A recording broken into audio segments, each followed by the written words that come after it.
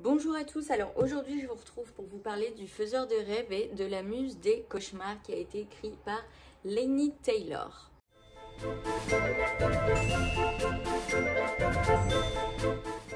Alors d'avance je m'excuse parce que j'ai un peu ouvert la fenêtre parce qu'il commence à faire assez chaud.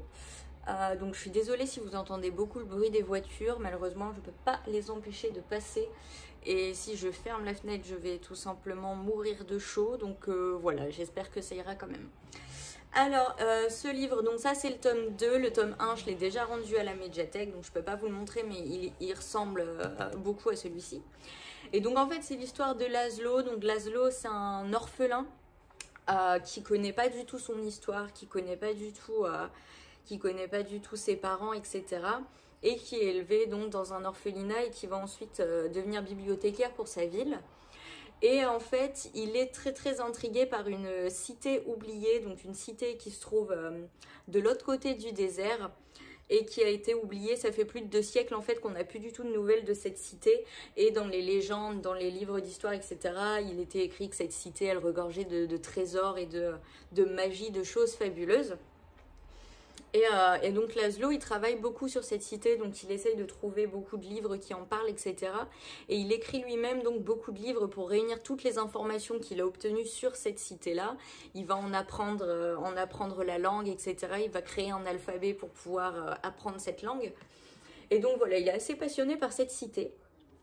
Et de l'autre côté, on a Nero, pardon, qui est un alchimiste en fait et qui est censé apprendre à transformer le métal en or, tout simplement pour pouvoir réenrichir la cité qui commence à s'endetter et qui a plus vraiment les moyens de survivre. Et donc ces deux personnages-là se détestent cordialement. Et en fait, un jour, il y a des soldats et des émissaires de la cité oubliée qui vont arriver. Donc après plus de 2 siècles de silence, ils arrivent. Et en fait, ils demandent aux habitants de Zozma, donc la cité dans laquelle Laszlo et Nero habitent, de leur fournir des personnes capables de venir les aider, puisqu'ils expliquent qu'en fait, ils ont dû faire face à des très grosses difficultés pendant 2 siècles, ce qui explique le silence en fait de la cité.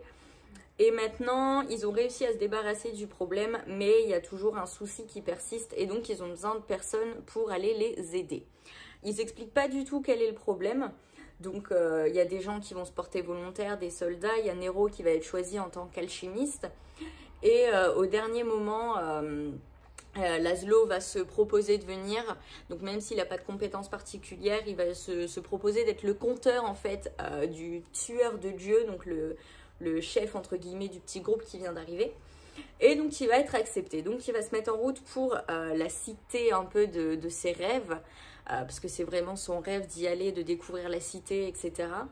Et en fait, dans cette cité, il va découvrir plein de choses étranges. Et il va apprendre notamment que dans cette cité sont nées des personnes avec des pouvoirs particulièrement exceptionnels. Et en fait, en essayant de résoudre les problèmes de la cité, en essayant d'aider les habitants de cette cité qui s'appelle Désolation, parce que le vrai nom de la cité a été oublié à cause d'un étrange pouvoir magique. Et en les aidant, donc, il va finir par découvrir des informations très importante sur son histoire et il va finir par découvrir qui il est et il va être entraîné dans une aventure assez exceptionnelle, pleine de magie et pleine de rêves. Voilà, j'en dirai pas trop puisque je pense que si j'explique plus, je risque de gâcher au moins le tome 1, ce serait dommage. Mais donc voilà un petit peu l'histoire qu'on retrouve dans les 2 tomes. Alors, moi je les ai lus, il m'a fallu quoi, une dizaine de jours parce qu'il y a eu beaucoup de révisions, etc. récemment, donc ça a été assez long.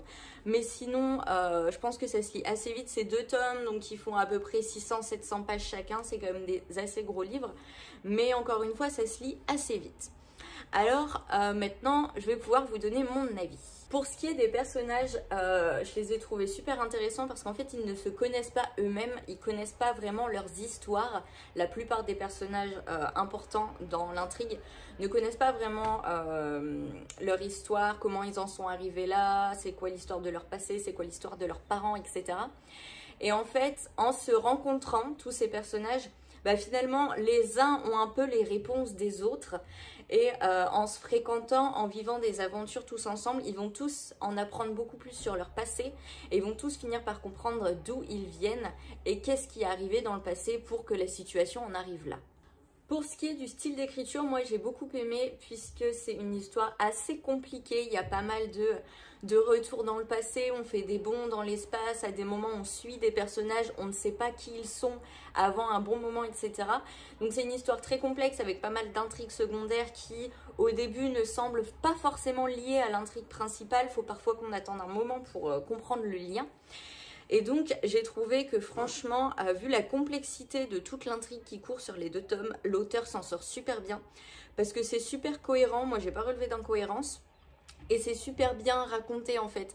Comme j'ai dit, avec les petits retours dans le passé, les petits sauts dans le temps, etc. Ça fait monter le suspense, ça nous donne envie de savoir mais c'est qui ça, pourquoi on en entend parler tout le temps, qui sont ces personnes et qu'est-ce qu'elles ont à voir avec l'histoire qu'on est en train de lire. Et en fait, ça donne vraiment envie de savoir. Et moi, j'ai beaucoup aimé la manière dont l'histoire était racontée. J'ai tout de suite été prise dedans. Et j'ai pas eu de moment où je me suis ennuyée dans les livres. J'essaie de réfléchir, mais je me souviens pas m'être vraiment ennuyée. Donc je trouve qu'au niveau du style d'écriture, c'était très bien. Ensuite, pour ce qui est de l'intrigue, comme je l'ai dit, l'histoire elle est très complexe, il y a des mélanges de générations, des mélanges temporels, etc. Et elle est super prenante. Il y a plein de revirements de situation, il y a des révélations de dingue auxquelles je ne m'attendais pas du tout.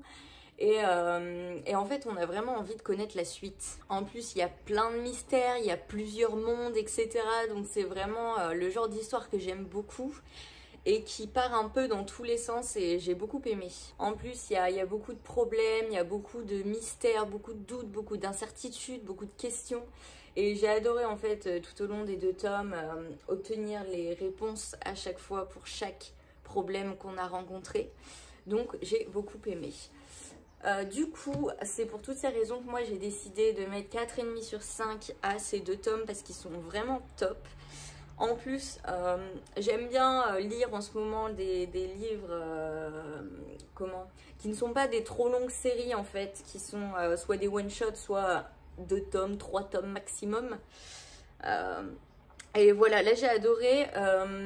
Si vous aimez bien tout ce qui est un peu fantastique, je sais pas vraiment à quel autre livre je pourrais le comparer. J'avoue que c'est assez en dehors de ce que j'ai l'habitude de lire. Enfin, ça reste du fantastique jeunesse, mais je saurais pas trop à quoi le rapprocher. Mais en tout cas, si vous aimez bien tout ce qui est fantastique avec des histoires de divinités, on va dire, des histoires de mondes parallèles, etc. Que vous aimez bien aussi un peu les histoires d'amour, parce qu'il y a de l'amour dedans, même si c'est pas du tout l'intrigue principale.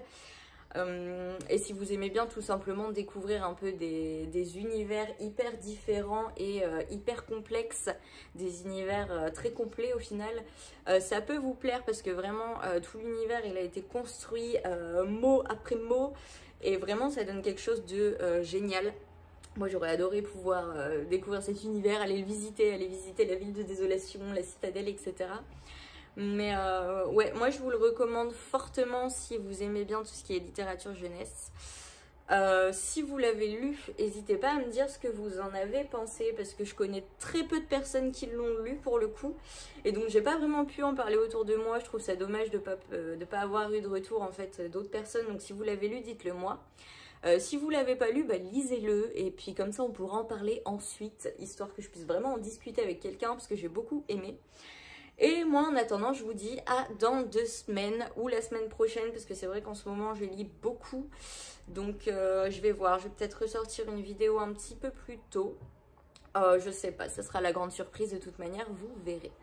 En attendant, je vous souhaite un bon week-end, une bonne semaine, je vous souhaite de profiter un peu du soleil et je vous souhaite surtout de bonnes lectures.